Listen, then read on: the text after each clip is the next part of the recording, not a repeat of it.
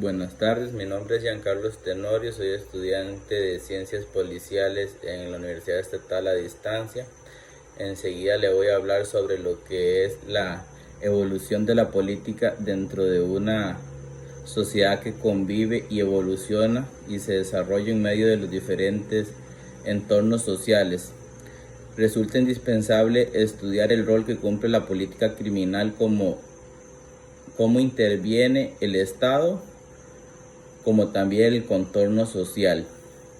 La política criminal es la ciencia que estudia la actividad que debe desarrollar el Estado para los fines de prevención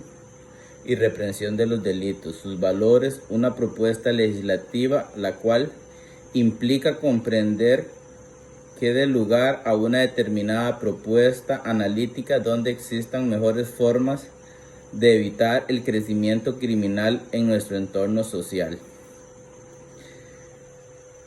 No se puede precisar cuándo se empezó a utilizar el término de política criminal por primera vez, pero lo que es cierto es que muchas de las acepciones de la política criminal corresponden a Feuerbach, Henke e incluso ya para 1793 el mismo Kleinschor mencionaba la palabra política criminal, como bien se señala. Si bien se coincide que estos sujetos fueron los precursores de un vocablo universal de política criminal, ya mucho antes, el mismo Beccaria de los delitos y de las penas fue quien dio el puntapié inicial en esta disciplina. Esto sentaría una dirección como eje de la llamada escuela clásica y de las dogmáticas procedentes, incluyendo una mirada positivista y fundada de la política criminal. Más allá de lo dicho, no se puede excluir de este comunicado a quien, si bien sería considerado el padre de la política criminal, si sería el precursor de la adopción de esta rama como una disciplina autónoma, lógica, sistematizada y de carácter no efímero, dispuesta a permanecer en el desarrollo evolutivo social desde siempre y cuyo entendimiento sería la clave para poder comprender posibles problemas que necesariamente serán provistos en la sociedad. Este hombre, el gran von List, es quien por mucho debe ser considerado como el gran postulador de esta disciplina a nivel mundial y por ende como uno de los influyentes en materia de prevención y fijación de las pautas sobre las cuales el derecho penal, como la misma disciplina de la política criminal, se desarrollarían. Con su conocido sistema de programa de Marburgo, como así también en sus posteriores trabajos sobre el tema desde 1889 hasta 1892. El fondo y foco de los postulantes de las ideas de von List serían arrojados sobre las deducciones y estamentos de determinar la gran diferencia entre la llamada política criminal y el referido control social, como así también las diferencias entre estas con el derecho penal, mayormente estudiado y conocido por todos los estudiosos del derecho en esa época. Así, von List incluyó en este sistema crítico que aquellas disciplinas que tenían como motivo condicionar los elementos que podrían supeditar el ámbito social hacia factores criminógenos no eran más que una mirada fundada en un control social que nada tenía que ver con la política criminal. En cambio, este dirigió su atención hacia el delincuente en sí mismo y de las consecuencias a las cuales estaría sometido una vez interpuesta la famosa pena, y por ende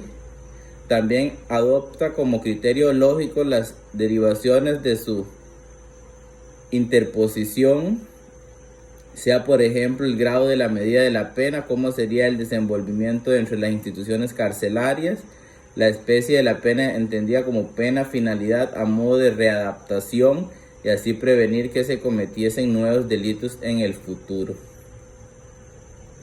Esta pauta marcaría el comienzo de un criterio legislativo, judicial y dogmático en la búsqueda de verdades científicas que produjeran un análisis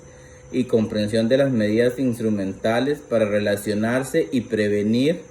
los elementos criminógenos sociales sin formulación ideológica alguna ya conocida, solo la ciencia pura y sistemática elemental. Como hecho relevante de las formulaciones positivistas de von List, el preciado objeto de su ideal contribuyó de una manera a poder conglobar todo pensamiento inmerso en una búsqueda de prevención delictual en ya no tanto criterios clasicistas de libre albedrío en cuanto a la lucha contra el crimen. Ahora la lucha sería más pura, sería dogmática, racional y sobre todo positivista sobre los datos que la sociedad misma arrojaría y así poder revertir una situación de desamparo que durante siglos el mismo derecho preventivo no había podido alterar. Los saberes empíricos y racionales, como así también las técnicas experimentales, serían la base de toda formulación político-criminal. Fue tan este acierto que se formaría allá por 1889 la llamada Unión Internacional del Derecho Penal junto con Gerard Van Hammel y Adolfo Pring, donde dicha asociación se transformaría en la Asociación Internacional de Derecho Penal en 1924. Estas nociones de formulación positivista luego se vieron extendidas no solo a los saberes legislativos o meramente dogmáticos, incluso judiciales,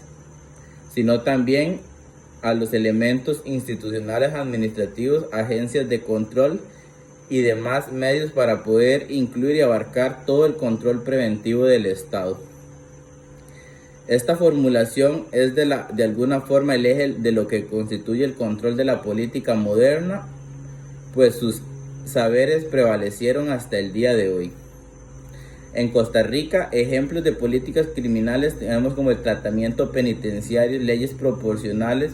programas de prevención, investigación y control de sanción a la criminalidad, instituciones a la atención y trata de víctimas, así como leyes y reglamentos en el tratamiento de condenados, respetando derechos y deberes fundamentales, estas aprobadas por el Poder Legislativo en Costa Rica serían los diputados. Muchas gracias.